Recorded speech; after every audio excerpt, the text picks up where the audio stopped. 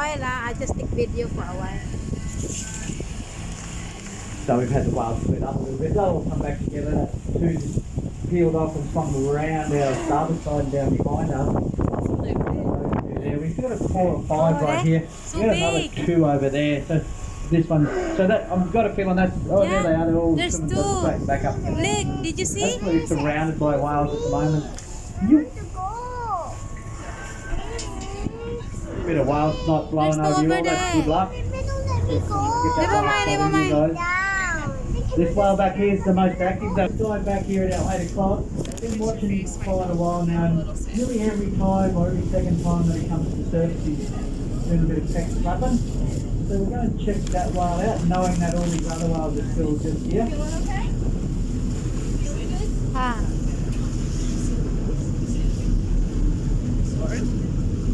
See him out there? Look.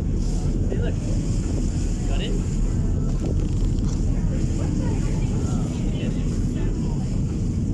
Alright? Did she throw up? No, she doesn't want. She just video me. Really? What do you sit down? There's 2 more there. Look. Yes. Are you okay?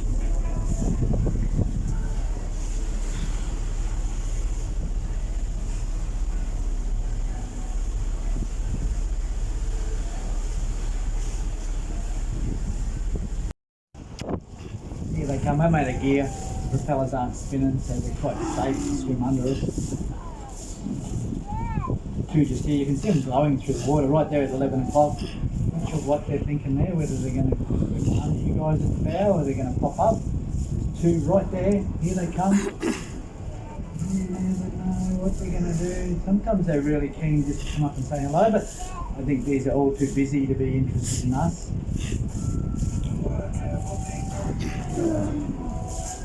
Swam away those 2 that were just there.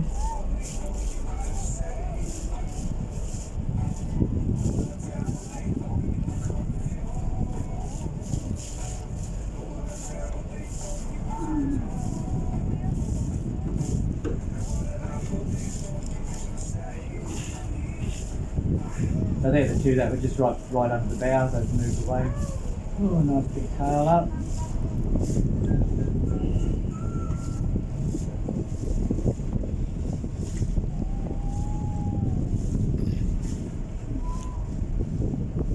Now these guys, as I told you earlier, folks, they've left Antarctica up here for breeding purposes, and they do leave Antarctica in pulses. So the youngest whales, the juveniles, and the yearlings that have just been dropped off at the street corner by mum, they're the guys that usually head off first. Then you'll get the sub-adults. This is a group of sub-adults here, a massive. They're all zooming along together.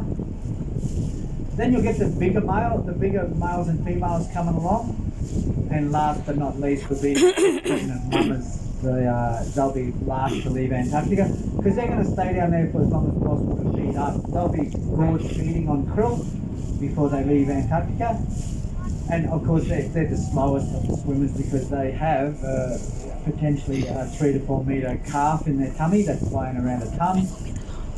So they've got a little bit of a load on board. But they want to stay down in Antarctica for as long as possible to feed up on the krill. Because the most amazing part of the whole humpback whale migration is the fact that these whales, there's no food for them up here.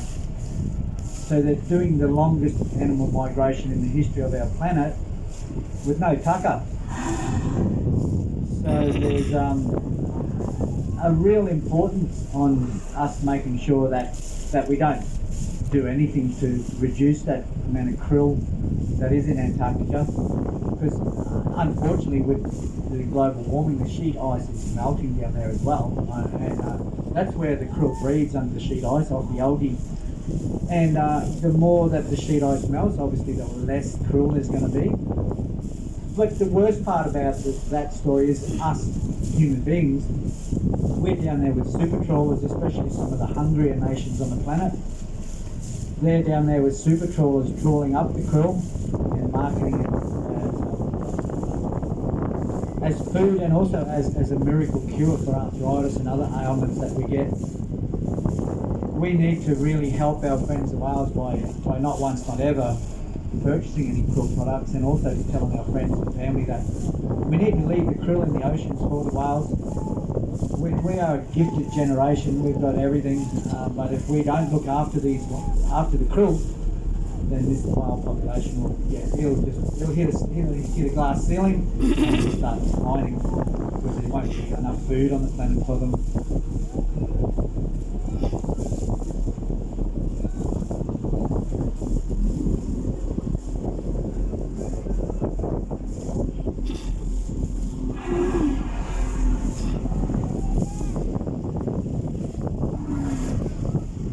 How amazing is that sound, folks? These whales, they have two lungs, two blowholes, two lungs, one blowhole for each lung. They're exhaling the air at around 200 kilometres an hour out of those lungs, and their lungs are the size of like a small car. Maybe not all of these whales, some of them, as I said, are only sub-adult, and they're not fully grown, but a fully grown female can have a set of lungs. Each of them is the size of a homo gets, or a bobtail beetle.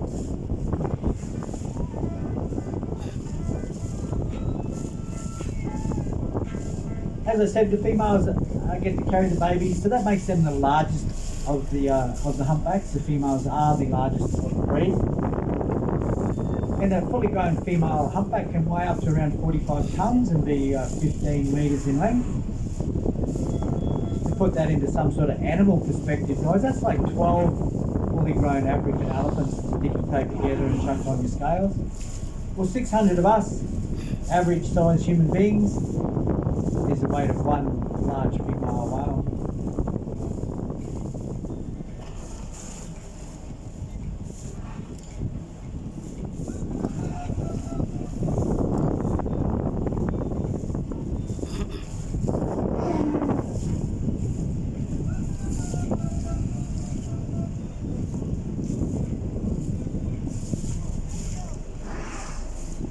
That's a large whale, that one.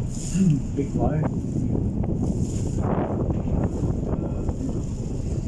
Now, unless these guys are jumping out of the water and pirouetting and we get a good photo of them, it's a little bit tricky to tell the sex of the whale. As a little bit of a general rule of thumb with the larger whales, the males tend to have a lot more cuts and scratches on them because the males fight each other a lot to be the wiliest whale and to impress the females. They'll follow a female around and they'll fight each other for the right to be with that female, and the female wants that as well. She doesn't want the puny little whale at the back of the competition pod. She wants the big macho whale up the front of the competition pod that's going to give her the best DNA and the best chance of a nice big strong calf. So what I'm saying with that is the males tend to fight each other a lot. They've got a lot of weapons, guys. They've got a massive cluster of barnacles under their chin that they use like a big axe. They've got barnacles all along their leading edge of their massive big pectoral fins that can act like a sword. They've got their tails, which they can throw sideways at another whale and smack them in the head. So they do have quite an armoury, and the males do beat each other up.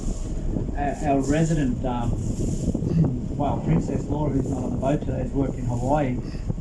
She said sometimes in Hawaii it gets so brutal that there's blood in the water and the males fighting each other. We haven't seen blood in the water here on the Gotti, but I've certainly seen whales with massive big scratches and cuts on them. So that one that just surfaced, no cuts, no scratches, think of female.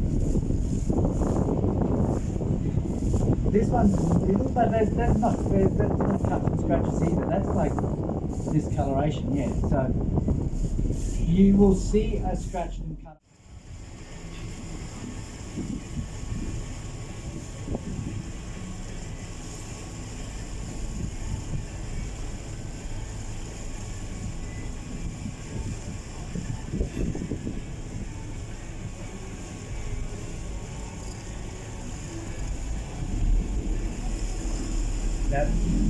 Oh, here she comes. Here comes the whale right up beside us. You guys, there's two actually. This is going to be a nice look.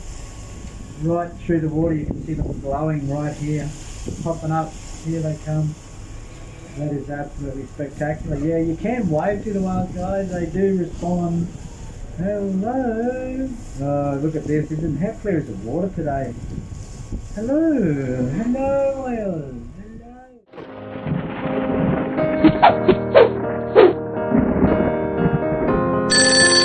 I will run, I will climb, I will soar. I'm undefeated.